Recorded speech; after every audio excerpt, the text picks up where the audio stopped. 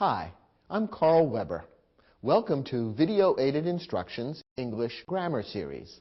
This is the Sentence Complements program. Do you like compliments? Most people do. Gee, I like what you've done with this apartment. Your hair looks good today. Great shoes. Well, the kinds of compliments we'll be talking about in this program are a little different. The kind of compliments I just talked about are spelled C-O-M-P-L-I-M-E-N-T-S. The compliments we'll be talking about in this program use the letter E in place of the letter I. And that word complement is connected with the verb complete. To complete something is to finish it or to round it out. And a sentence complement is a word or a group of words that completes the thought begun by the subject and the verb in a sentence. We've been talking in other programs in this series about how a sentence is a bit like a machine, made up of various parts. The sentence complement is one of the important kinds of parts that go to make up a sentence, and it's important that you understand how to use sentence complements in order to express your meaning clearly and accurately. In this program, we'll talk about the different kinds of sentence complements and give you some basic rules for using them correctly in English sentences.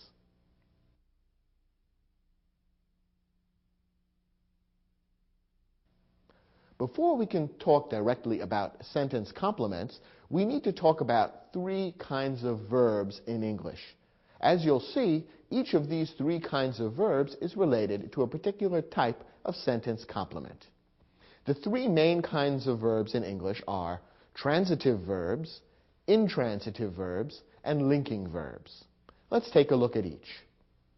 A transitive verb expresses action that passes from the subject of the verb to an object of the verb. As you recall, a verb is a word that expresses action or state of being.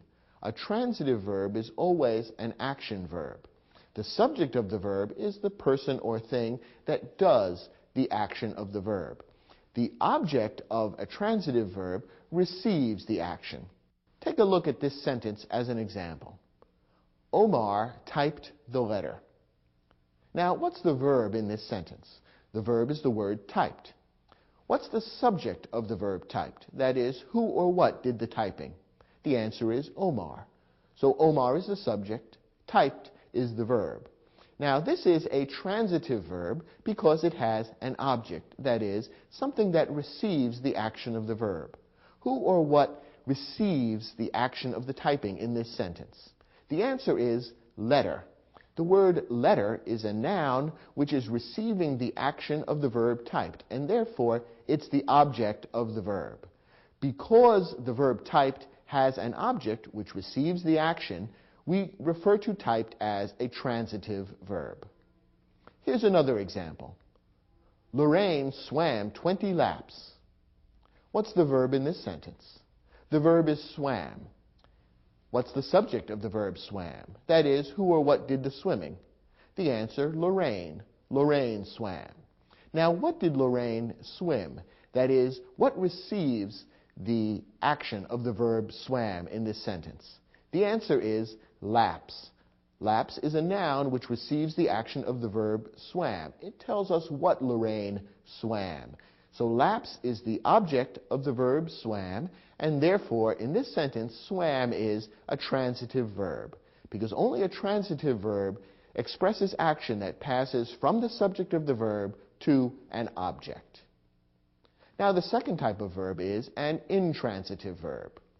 As you may know, the prefix in English usually means not. It takes the meaning of the word and reverses it or negates it.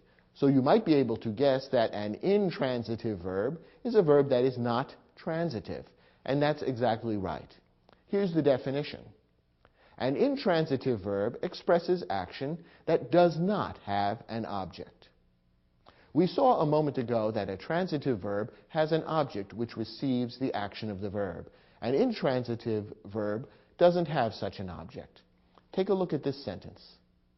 Elliot slept. This is a short sentence, only 2 words, but it is a complete sentence. It has a subject and a verb, and it expresses a complete thought. In this sentence, the verb is slept, and the subject is Elliot. And the verb does not have any object. It expresses a complete thought without having an object. We don't need to ask, what did Elliot sleep? Because the meaning is complete without any object. Elliot slept, that tells us exactly what happened. It's perfectly clear, and it doesn't sound incomplete. So slept in this sentence is an intransitive verb. It has no object, and it doesn't need one. Here's another example. Jacques laughed. Again, it's a very short sentence, but it is complete. It contains a subject and a verb. The verb is laughed. The subject is Jacques. Jacques is the one doing the laughing. And there is no object. The sentence doesn't tell us what Jacques laughed. He simply laughed. That's a complete thought, a complete idea in itself, and no object is needed. Once again, we're dealing with an intransitive verb in this sentence. The third type of verb is a linking verb. A linking verb expresses a state of being. It links the subject to another word in the sentence. Remember that our definition of verb explains that a verb is a word that expresses an action or a state of being. Both transitive and intransitive verbs express actions. A linking verb expresses a state of being. Rather than telling us what the subject does, it tells us what the subject is.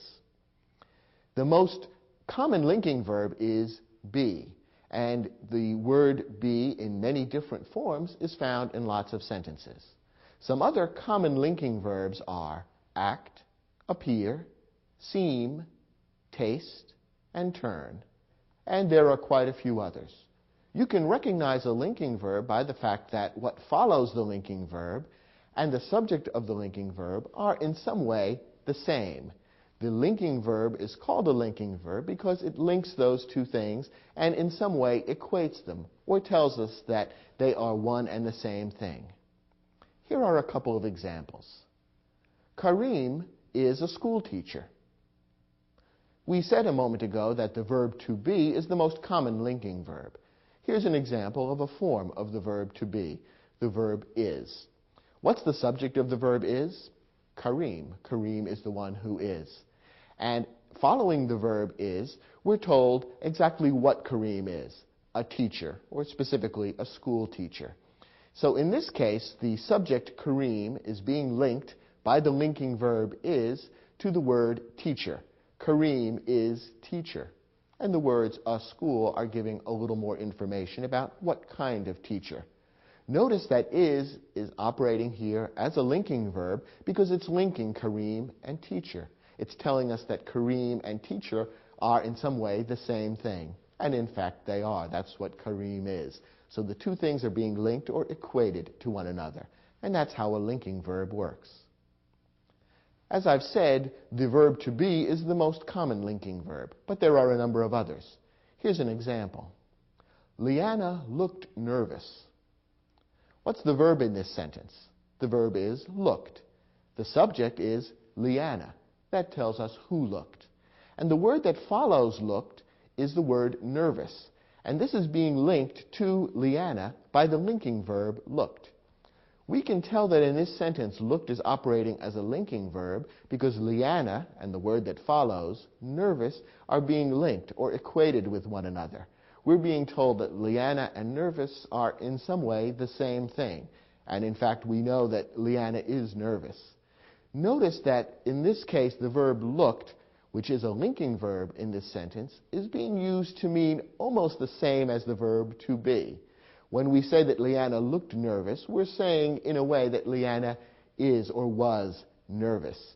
So the verb looked is being used as a linking verb in a way that's similar to the way the verb to be is used. We're being told that Leanna and nervous are linked or equated in some way. And that's why looked is being used in this sentence as a linking verb. One more example. Edgardo felt optimistic. In this sentence, the verb is felt, and the subject is Edgardo. And what did Edgardo feel? He felt optimistic. Once again, felt is being used as a linking verb in this sentence because Edgardo and optimistic are being linked. They are being equated.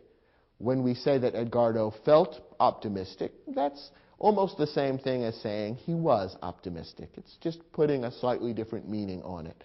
So in this sentence, felt is being used as a linking verb, and what comes before and after the linking verb, those two things are being equated or being made to appear the same. Edgardo and optimistic go together, and that's why felt is considered a linking verb in this sentence. These then are the three kinds of verbs: transitive verbs, intransitive verbs, and linking verbs. And as you'll see in a moment, it's important to understand the difference in order to understand how sentence complements are used. Notice that some verbs can be used as more than one kind of verb. In other words, the very same verb word can be used in a transitive way or an intransitive way, or perhaps as a linking verb. Take a look at these examples. Miguel ran. Here's a short sentence which expresses a complete thought in itself. The verb is ran, the subject is Miguel, and when we read this sentence we understand Miguel ran. Perhaps he's a runner on the track team and went out running this morning, and we could say, well, Miguel ran.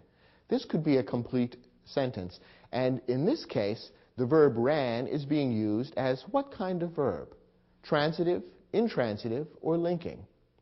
In this case, ran is being used as an intransitive verb. Remember that an intransitive verb doesn't have any object.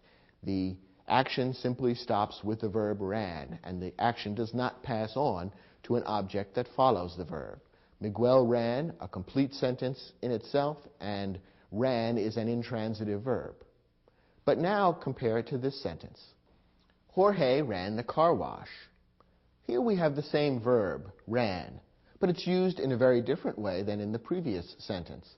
In the previous sentence, we saw that the verb ran had no object. Miguel ran, and that was the end of the sentence. In this case, the verb ran does have an object. The action of the verb ran is being passed on to something which is receiving that action, namely the car wash. That is what Jorge ran. So in this sentence, the verb ran, this very same verb that we saw a moment ago being used as an intransitive verb, is being used as a transitive verb, a verb that has an object which receives the action of the verb. So these two sentences show us that the same verb can sometimes be used as either a transitive verb or an intransitive verb. Here's another example of how the role played by the same verb may change from one sentence to the next. Anna grew tomatoes. In this sentence, the verb is grew. The subject is Anna. Now, what did Anna grow? Is there an object to the verb grew?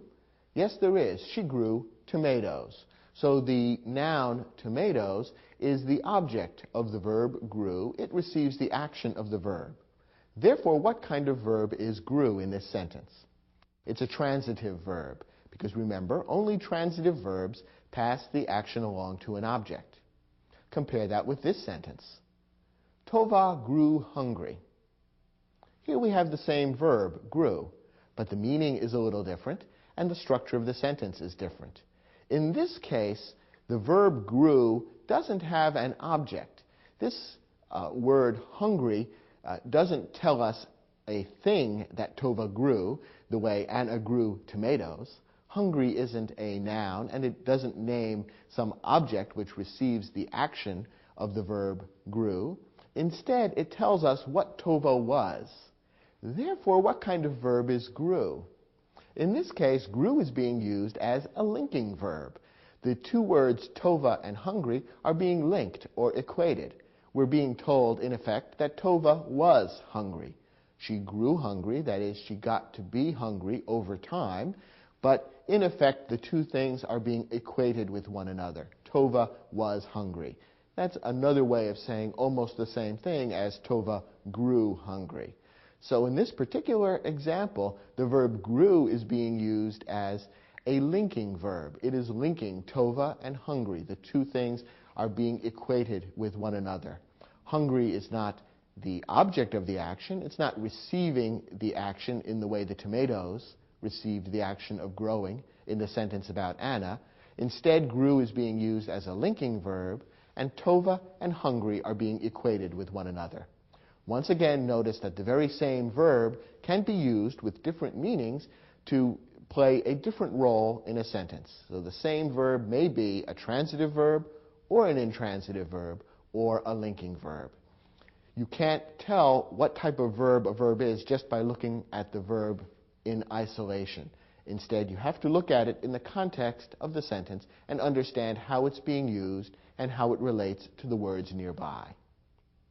In your study guide, we've provided an exercise which will enable you to test your understanding of these concepts.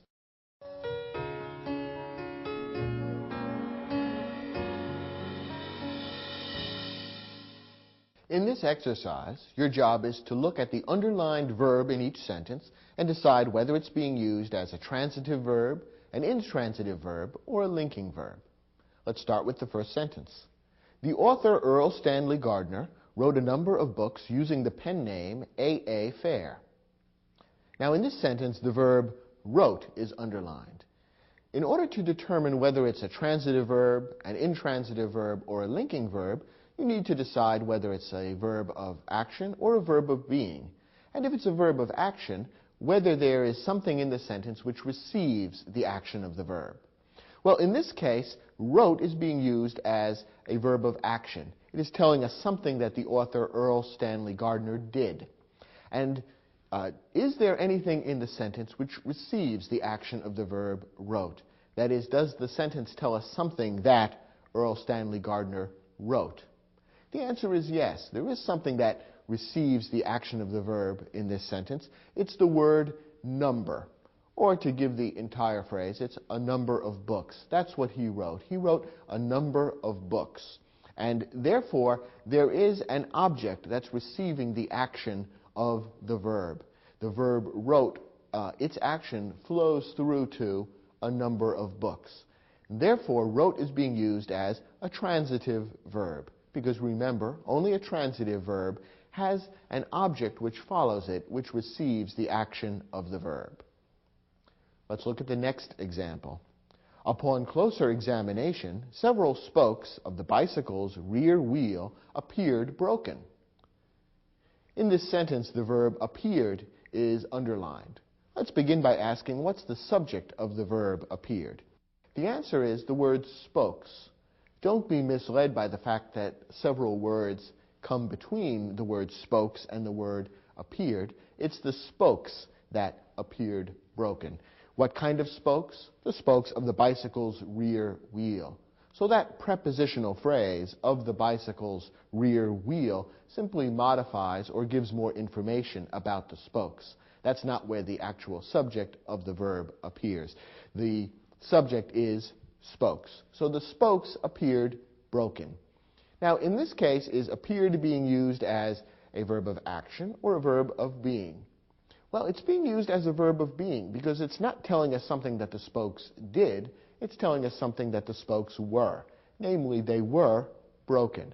The word appeared is being used almost as the equivalent of the verb to be. And the two things are being linked.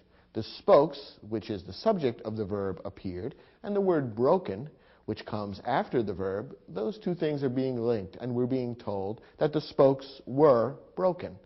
What comes before and after the verb are being equated in this sentence. So appeared is being used as a linking verb. Our next example. Ivan and Sasha danced together until 2 o'clock when the band finally stopped playing. Now in this sentence, the word danced is underlined. So that's the verb that we want to focus on. What's the subject of the verb danced? The answer is Ivan and Sasha. Remember that the subject of a verb may be compound. That is, it may be two nouns that are joined by a word like and. So Ivan and Sasha are the subject of the verb danced. Now, does the verb danced here have an object which receives the action of the dancing? That is, are we being told something that Ivan and Sasha danced? Not in this sentence. We're being told that they danced together. That tells us how they danced. And we're being told that they danced together until 2 o'clock, which is a little more information about how they danced. The word together is an adverb because it gives more information about or modifies the verb danced. It tells us how they danced. And until 2 o'clock is a prepositional phrase that also gives us more information about how they danced. Neither one, however, is an object, and neither one is being linked to Ivan and Sasha. Neither one tells us what Ivan and Sasha were. Therefore, the verb danced, in this case, doesn't have an object, and it's not being used as a linking verb. It is an intransitive verb. Remember that an intransitive verb is a verb of action that doesn't have an object receiving the action, and that's the case in this sentence. The verb danced is being used here as an intransitive verb. Notice, by the way, that the verb danced can be used as a transitive verb. You could imagine a sentence in which there is an object receiving the action of the verb danced. For example, you could say, Ivan and Sasha danced the polka. In that sentence, the word polka would be receiving the action of the verb danced. It would be telling us what they danced. And we would have transformed the verb danced from an intransitive verb to a transitive verb, because there would be an object receiving the action of the verb. There is no such object in this sentence, and therefore the correct answer for this sentence in your exercise is intransitive. The next sentence. Even by modern engineering standards, the pyramids of Egypt remain an incredible achievement. The verb remain is underlined. What's the subject of the verb remain? What remain an incredible achievement? The answer is pyramids. Once again, the fact that some other words come between the subject and the verb shouldn't confuse you. It's not Egypt that remains an incredible achievement. It's the pyramids that remain an incredible achievement. Now, what about the words that follow remain? How do those relate back to the verb? Are they the object of the verb? That is, do they receive the action of the verb? Or do they play some other role? Well, in this case, remain is not a verb of action, but rather a verb of being. And therefore, you can probably anticipate that it's being used as a linking verb, because that's how verbs of being are used. And sure enough, what follows the verb remain is an incredible achievement. These words explain what the pyramids of Egypt are. They are an incredible achievement. So what comes before and after the verb in this sentence, those two things are being equated. We're being told that they are the same as one another. And that makes the verb remain a linking verb. Our next example. Working with extreme care, the bomb squad removed the suspicious package. In this sentence, the verb removed has been underlined, and the subject of the verb is the bomb squad, or specifically the word squad. Now, what did the bomb squad remove? Is there an object for the action of this verb? Yes, there is. The object is the noun package, or to give the complete phrase, the suspicious package. So the package is receiving the action of the verb removed. It's telling us what they removed, and therefore package is the object of the transitive verb in this sentence. So for this last example in the exercise, the verb is being used as a transitive verb. Did you get all 5 of these questions right? I hope so. Let's turn now to Lesson 2.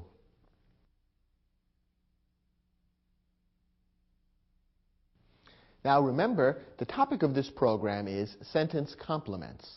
Everything we've been looking at so far relates to words or groups of words that complete the meaning of the subject and the verb. In the next lesson and the ones to follow, we're going to be talking about different kinds of subject complements. First, direct objects. A direct object is a noun or a pronoun that receives the action of a transitive verb. It answers the question, what or whom, after the transitive verb. By now, you're probably fairly familiar with the idea that a transitive verb passes the action along to some object. Well, technically, this is known as a direct object, and the reason that that particular term is important will become clear in a few moments when we move on to Lesson 3. A direct object is always a noun or a pronoun, and it receives the action of the transitive verb. So anytime a verb is being used as a transitive verb in a sentence, you can be sure that it's followed somewhere by a noun or a pronoun which receives the action of the verb and which is known as the direct object. Of course, there may be other words nearby that modify or give more information about the direct object, but the one-word noun or pronoun that receives the action, that's what's known as the direct object. Take a look at this example. Elaine washed her car. What's the verb here? Washed. The subject, Elaine. And what did Elaine wash? She washed her car. Where's the noun or pronoun that tells us exactly what Elaine washed? The noun car tells us what Elaine washed. And so that's the direct object of the verb washed. The word her, which is a possessive pronoun, gives us a little more information about the car. It modifies the noun car by telling us which car, whose car it was. But the word car, that noun, is the direct object. It receives the action of the transitive verb washed. One more example. Derek applauded the band. What's the verb here? Applauded. The subject of the verb? Derek. And who or what did Derek applaud? Well, Derek applauded the band. So band, that noun, is the direct object of the transitive verb applauded. The article, is thrown in to give a little more information, to modify the band, to tell us which band. But the word band, that noun, is the direct object of the verb applauded.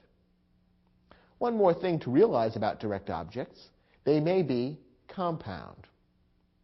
We've already seen in this series that both subjects and verbs may be compound. That is, more than one word may be part of the subject and the verb, and the two or more subjects or verbs would then be joined by a coordinating conjunction, such as and. The same can be done with direct objects. That is, one sentence, one verb, may have more than one direct object, and the two or more direct objects would be joined by a coordinating conjunction, such as and.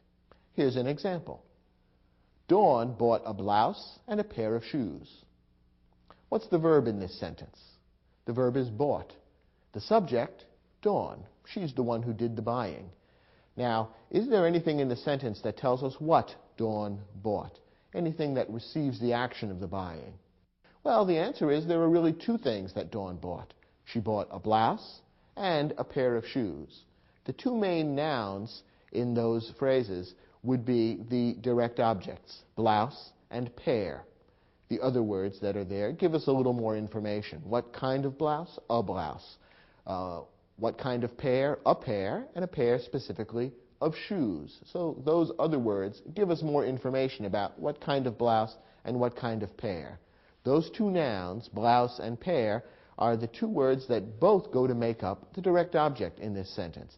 So this is an example of how a sentence may contain a compound direct object with two or more things, both of which receive the action of the transitive verb, in this case, bought. Turn to your study guide. We have an exercise now that will test your ability to recognize direct objects when they appear in sentences. Try your hand at the exercise and then come back and we'll look at the questions together.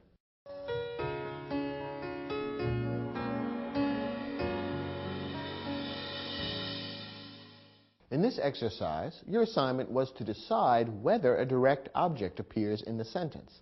Not all of the sentences contain direct objects. In order to decide whether there's a direct object or not, you need to begin by finding the verb and then looking to see whether there's a word that receives the action of the verb. Let's begin. The voters in Lincoln County have selected Anderson for the state legislature 4 times in a row. Let's begin by finding the verb in this sentence. The verb is have selected. Remember that some verbs contain more than one word, in which case we refer to it as a verb phrase.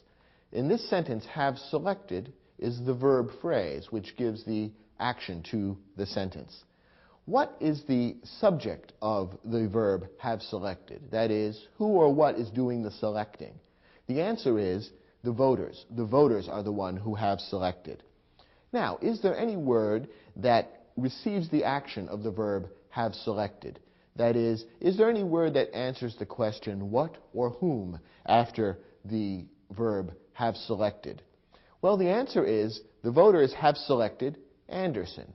Anderson receives the action of the verb have selected, and therefore Anderson is the direct object of the verb in this sentence. The next example. General Sullivan led a fascinating tour of the historic Civil War battlefield in Gettysburg, Pennsylvania. Once again, what's the verb? The verb is led. The subject of the verb is General Sullivan. General Sullivan is the person who led. Now, what did General Sullivan lead? What or whom did he lead? Is there a word that answers that question? That is, a word which receives the action of the verb led? Yes, what he led was a tour, specifically a fascinating tour. But the noun tour is the key word. That's the direct object of the verb led. It tells us what General Sullivan led. The other words there, fascinating, give more information about the tour. They tell us what kind of tour it was. Notice that all the other words that follow the word tour in this sentence again go to give more information about the action. They don't receive the action directly, they just give more information about it. What kind of tour was it? It was a tour of the historic Civil War battlefield. And where was that battlefield? In Gettysburg, Pennsylvania. Those two groups of words are prepositional phrases, and the prepositional phrases give more information about the action. They don't receive the action of the verb directly. One tip when you're looking for the direct object of a verb is that the direct object will never be found in a prepositional phrase. The prepositional phrase may give more information about the object, but the prepositional phrase will never contain the object of the verb. That's how we know that those words of the historic Civil War battlefield in Gettysburg, Pennsylvania, don't contain the direct object. The direct object is the word tour. Next example. Paula exercised in the weight room at the local gymnasium 3 times a week this past summer. What's the verb here? The verb is exercised. What's the subject? Who did the exercising? Paula. Paula exercised, that's the subject and the verb. Now, is there a word that receives the action of the verb exercised? That is there a word that answers the question, Paula exercised what? Or Paula exercised whom? Well, the answer is there is no word that answers that question. We're not told, for example, that Paula exercised her dog or Paula exercised her rights. Either of those might be the direct object of the verb exercised, but we're not told that at all. Paula exercised, and the action ends with the word exercised. All the other words in the sentence give more information about how and where and when she did the exercising, but they do not receive the action of the exercising. Therefore, there is no direct object for the verb exercised in this sentence. Remember, that means that the verb exercised is an intransitive verb. It doesn't have a direct object which receives the action. Next example. The theories of Isaac Newton revolutionized physics and astronomy. The verb here is revolutionized. What's the subject? The subject is theories. It was the theories that revolutionized. And what did they revolutionize? That is, what receives the action of the verb revolutionized? Well, in this case, there are 2 things that were revolutionized, physics and astronomy. So both of those words are part of the direct object of the verb revolutionized. So we have, in this sentence, a compound direct object. Remember, a direct object can include 2 or more things, joined usually by a coordinating conjunction, like and. So in this sentence, there are 2 direct objects joined by the word and, physics and astronomy. Our last example. Benjamin Franklin's first job was working as an apprentice in a printing shop. What's the verb in this sentence? The verb is was. And perhaps you could recognize right away that this is not the kind of verb that has a direct object. Was is a form of the verb to be. And remember, to be is the most common and most important of the linking verbs. To be is naturally a verb of being rather than a verb of action. And remember that only verbs of action can be transitive verbs. Only verbs of action can pass their action along to a direct object. So this particular sentence does not have a direct object. It's the second example in this exercise of a sentence that doesn't have a direct object. The verb was has as its subject job, and what follows tells us what the job was. It was working as an apprentice in a printing shop. So was is being used as a linking verb, and what comes before and after the linking verb, those two things are being equated. We are being told that they are one and the same. This is different from having a direct object which receives the action of the verb. So for this sentence, there is no direct object.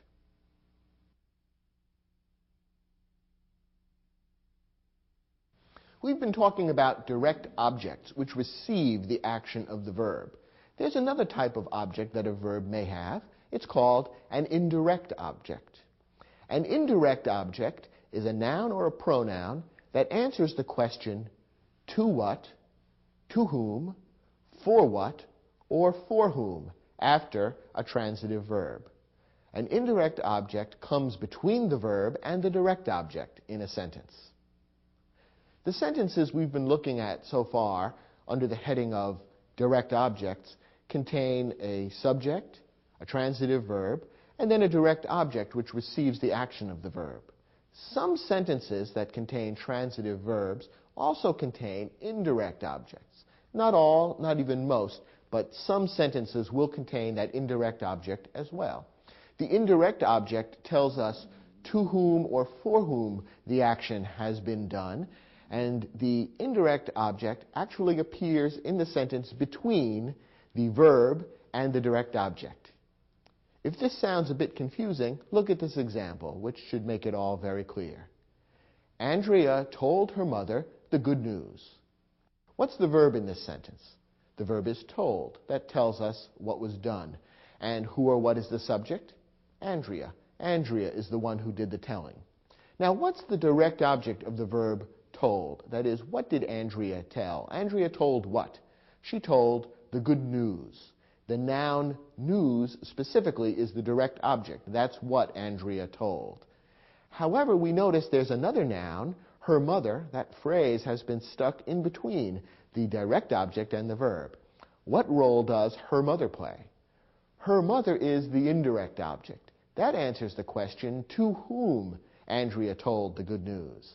So the direct object is news. That's what Andrea told. And her mother is the indirect object. That's the person to whom the news was told.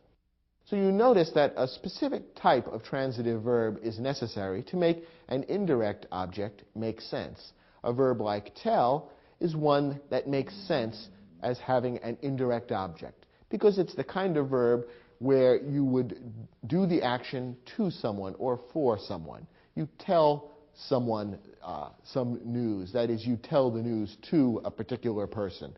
So in this case, mother, that noun, is the indirect object of the transitive verb told. And notice that the indirect object has been placed in between the verb and the direct object. When you learn English, that's one of the things that you learn, perhaps unconsciously. Little children who are learning English at their mother's knee never learn this rule, that is, that an indirect object appears in such and such a place in the sentence, but somehow, just from hearing hundreds and thousands of English sentences, they come to understand that a noun or pronoun that's been placed in that location in a sentence is serving in that way. It's answering the question, to what, to whom, for what, or for whom, and therefore it's serving as the indirect object. Here's another sentence to illustrate how this works. Stuart bought Donna a bouquet of flowers. The verb is bought. The subject is Stuart. Stuart did the buying. And what did Stuart buy? That is, what's the direct object? He bought a bouquet, specifically a bouquet of flowers. But the noun bouquet is the direct object of the verb bought. Now, for whom or to whom did he buy the bouquet? Well, he bought the bouquet for Donna. And by simply inserting the word Donna there in between the verb and the direct object, we know that Donna is serving as the indirect object. Donna tells us for whom Stuart bought the bouquet. So Donna is the noun which serves as the indirect object in this sentence. Both of the examples we've looked at so far happen to use nouns as indirect objects, but a pronoun could be used equally well. So that, for example, that same sentence could read, Stuart bought her a bouquet of flowers. In this case, the pronoun her would substitute for Donna, and it would also act as the indirect object. An indirect object would always be a noun or a pronoun, but it could be either one. Notice that an indirect object is not the object of a preposition. We've said that the indirect object answers the question to what, to whom, for what, or for whom. Each of those phrases, to what, to whom, for whom, is in fact a prepositional phrase, because to and for are prepositions, and the noun or pronoun that follows them makes up, with the preposition, a prepositional phrase. However, when you actually use the prepositional phrase in a sentence, then you no longer have an indirect object, even though the meaning is exactly the same. Grammatically, it would be considered something different and would be treated differently grammatically. Let me illustrate what I mean. Look at this sentence. Ray told his little sister a story. The verb is told, the subject is Ray. The direct object, that is, what did Ray tell, is story. That's what Ray told. Now, to whom did he tell the story? Answer, sister, his little sister more specifically. So sister is the indirect object, and it's placed just where it is supposed to be, between the verb and the direct object. Now, here's another sentence that says the same thing, but doesn't contain an indirect object. Ray told a story to his little sister. In this sentence, we have the same verb, told, and the same subject, Ray. We even have the same direct object, story. That's what Ray told.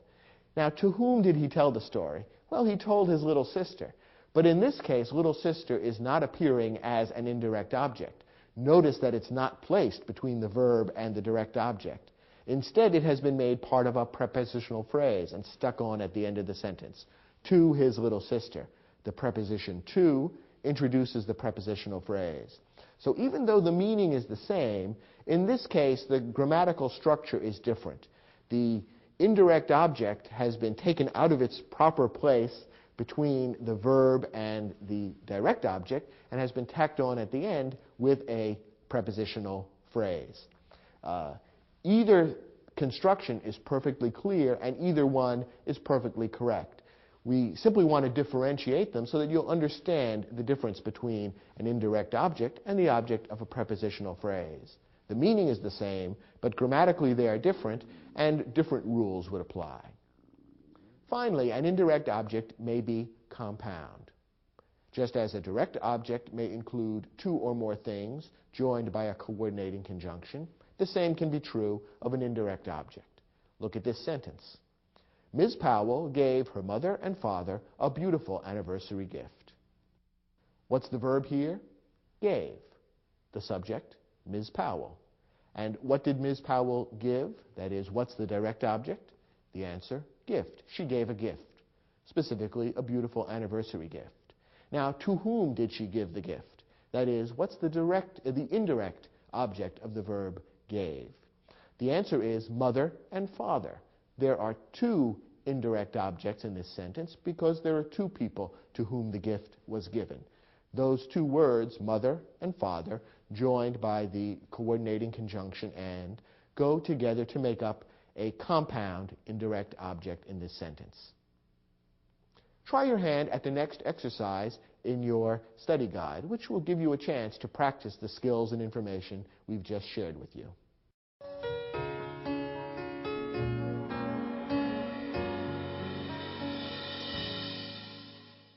In this exercise, we gave you several sentences and asked you to decide for each one whether or not an indirect object appears. Let's take a look at them one by one. First, Moesha wrote her grandmother a long letter thanking her for the birthday gift. It's usually a good way to start to look for the verb in a sentence like this, and then work from the verb outward. What's the verb in this sentence? The answer is wrote. Wrote is the word that contains the action of the sentence. And who or what is the subject? Who did the writing? The answer, Moesha. Now, is there a direct object? That is there something in the sentence which tells us what Moesha wrote? Something that receives the action of the verb wrote. Yes, what Moesha wrote was a letter, specifically a long letter. So the word letter is the direct object of the verb wrote. It tells us what Moesha wrote. Now the tricky question, is there an indirect object? That is there something in the sentence that tells us to what, to whom, for what, or for whom the letter was written? Well, the letter was written to Moesha's grandmother, and that noun grandmother appears in the sentence between the verb and the direct object. Therefore, it's in the right place for an indirect object, and that, in fact, is what it is. So the noun grandmother is the indirect object here. It answers the question, to whom Moesha wrote the letter. And that's the answer for this first question. Next, after 2 days of debate, the town council awarded the road maintenance contract to a company owned by several local citizens. It's a long, complicated sentence, but let's break it down piece by piece, and I think you'll find it's not that difficult to understand. First, what's the verb? What's the action that's happening in this sentence?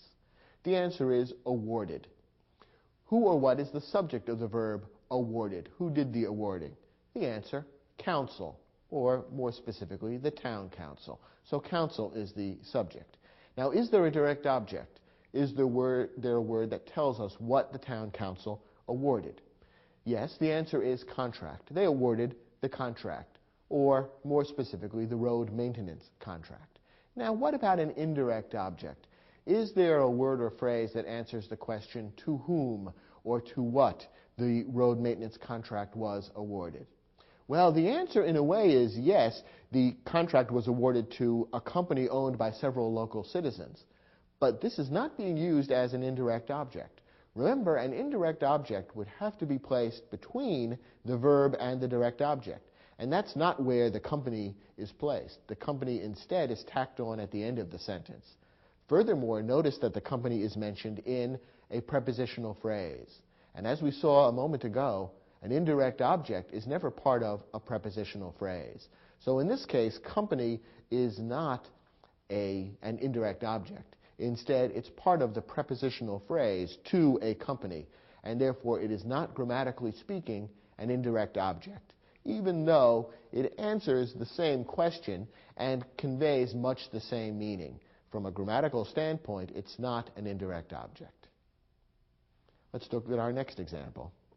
Every evening, Richard and Emily cooked us a wonderful meal using fresh ingredients from the local farm stands. What's the verb here? The verb is cooked. That describes the action of the sentence. Who or what did the cooking? Richard and Emily. They're the subject of the verb cooked, and it's, of course, a compound subject because there are two nouns there, linked by the coordinating conjunction and. So Richard and Emily cooked. Now, what did they cook? That is, what's the direct object of the verb? What they cooked is a wonderful meal. So the noun meal is the direct object. Now, is there an indirect object, a word that appears between the verb and the direct object, which answers the question to what, to whom, for what, or for whom? Yes, the answer is us. The pronoun us answers the question for whom the wonderful meal was cooked. Lucky us. So us, that pronoun, is the indirect object. It answers the question for whom the meal was cooked, and it appears between the verb and the direct object. So us, that pronoun, is the indirect object in this sentence. Next example. Each candidate prepared a written statement for the selection committee. What's the verb here? The verb is prepared. Who or what did the preparing? Each candidate. So the verb is prepared. What's the direct object? That is, do we know who or what the candidates prepared? Well, they prepared a written statement. So the noun statement is the direct object. Is there an indirect object, a word appearing between the verb and the direct object, which tells to whom or for whom the statement was prepared? The answer is no. There is no indirect object here. Once again, as in a previous example, we have an answer to the question for whom the statement was prepared, but it appears in the form of a prepositional phrase at the end of the sentence, rather than as a true indirect object. So the selection committee is the object of the preposition for, and that's simply a prepositional phrase that gives more information about the action. It really doesn't serve grammatically as an indirect object. So this sentence is another example of one that doesn't contain an indirect object. Our last example. 2 minutes before game time, the coach gave her players a final reminder about the crucial importance of teamwork. What's the verb in this sentence? The verb is gave. Who or what gave? The coach gave. So coach is the subject of the verb gave. Now, who or what did the coach give? What is the direct object of the verb gave? Well, what the coach gave was a reminder, specifically a final reminder. So reminder is the direct object of the verb gave. Now, does the sentence contain an indirect object, a word that tells us to whom or for whom that reminder was given? Yes, the answer is her players. So the noun players, which does appear between the verb and the direct object, is the indirect object in this sentence. It answers the question to whom the coach gave the reminder, and it appears in the proper location in the sentence, and therefore players is the indirect object in this sentence.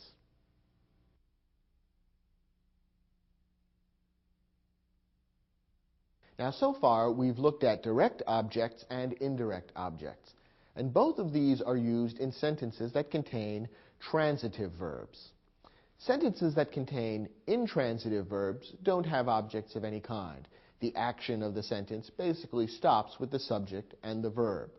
Of course, modifying words and phrases may be added, but none of those constitutes an object of the action. Now, what about the third type of verb, that is the linking verb? Well, linking verbs are used with a different type of sentence complement known as subject complements. A subject complement is a noun, a pronoun, or an adjective that follows a linking verb and refers to, describes, or modifies the subject. Remember earlier in this program when we talked about how linking verbs work, we pointed out that linking verbs always connect the subject to something that follows the linking verb and which is being equated to the subject. We're being told that the subject is what follows the linking verb.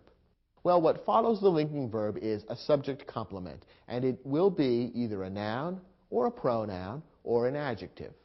Of course, other modifying words and phrases may be added, but when you're looking for the subject complement, you want to look for a noun, a pronoun, or an adjective following the linking verb, which is in some way being equated to or linked to the subject.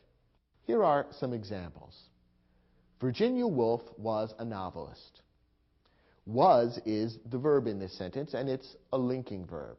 As we've said many times, the most common linking verb is the verb to be, and was is a form of the verb to be. The subject of was is Virginia Woolf, a particular woman's name. So Virginia Woolf was, and what follows is the subject complement.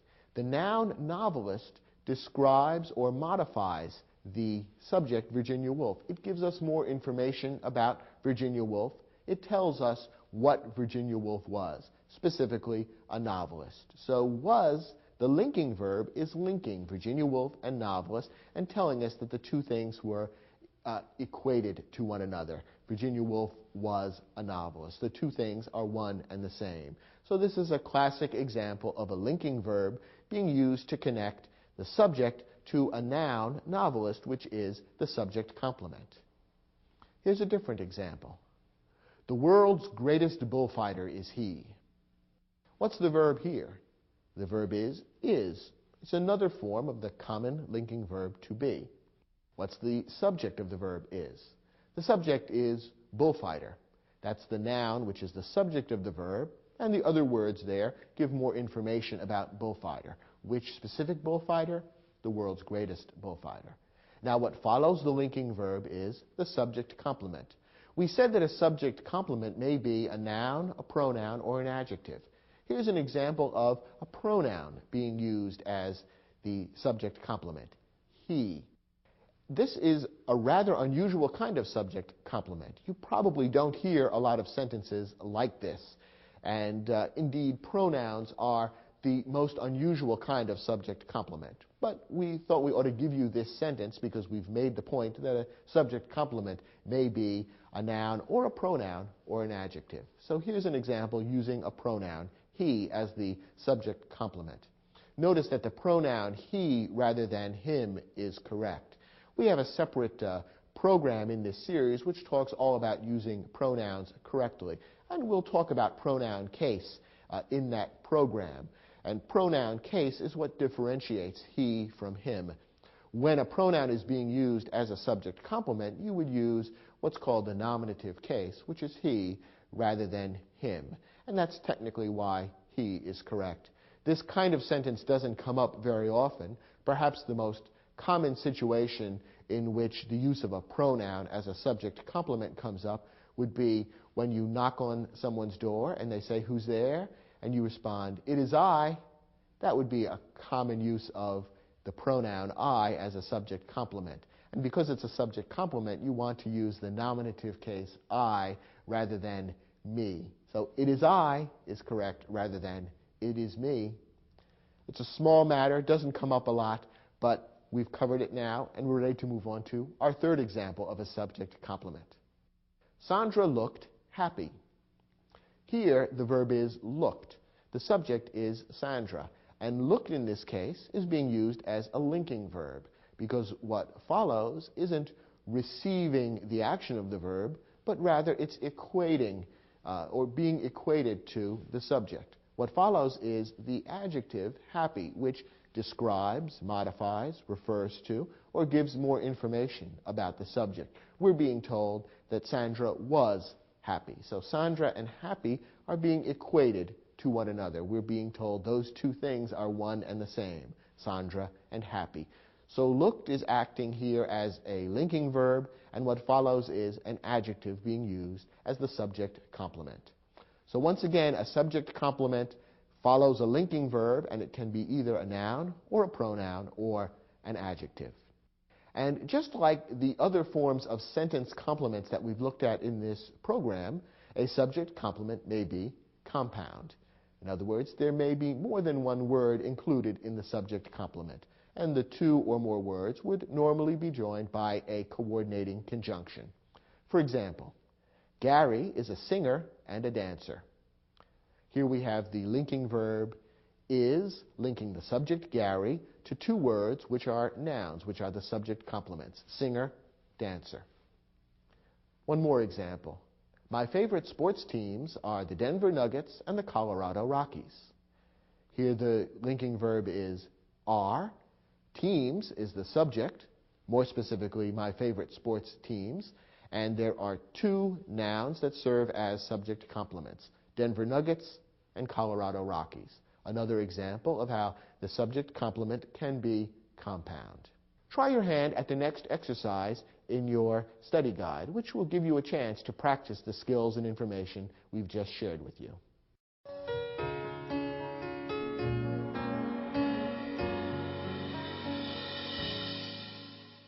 In some of these sentences, but not all, there's a subject complement. Let's look at each one and see if we can locate the subject complement. First, the original nickname of the Houston Astros baseball team was the Colt 45s. First, look for the verb. The verb is was, and it is a linking verb, and that means we can probably expect to find a subject complement here. What's the subject of the linking verb was? The answer is nickname. We're being told in this sentence what the nickname was. Specifically, which nickname? The original nickname of the Houston Astros baseball team. But the noun nickname is the subject. And what's the subject complement? Where are we told what that nickname was? The answer is the Colt 45s. That's a noun that's being linked with nickname, and the two things are being equated. The nickname was Colt 45s. So Colt 45s is the answer. That's the subject complement in this sentence. Next example. Many investors use mutual funds as a way of buying shares in a wide range of companies. The verb here is use. Now, is use a verb of action or a verb of being? Well, the answer is it's a verb of action. It tells us something that the subject, investors, do, rather than something that they are. So use is not a linking verb. In fact, it's a transitive verb, and therefore will not be followed by a subject complement.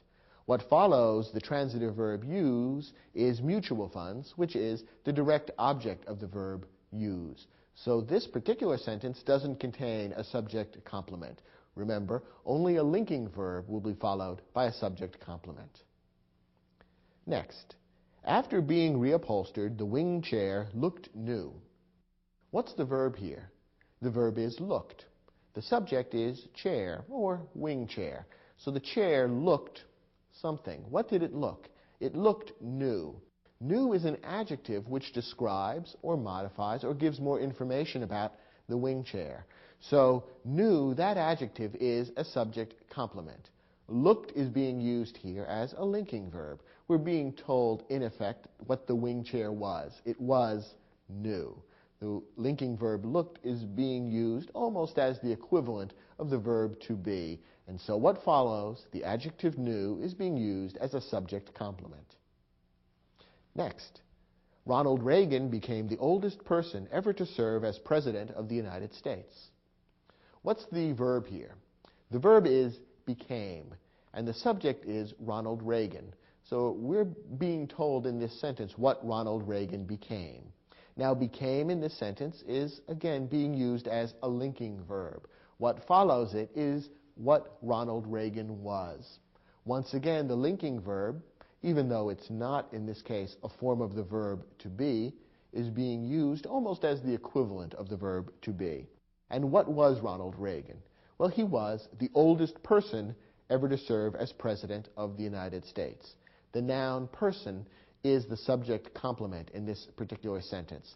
And all the other words that follow the verb there serve to give more information about exactly what kind of person, the oldest person, and so on.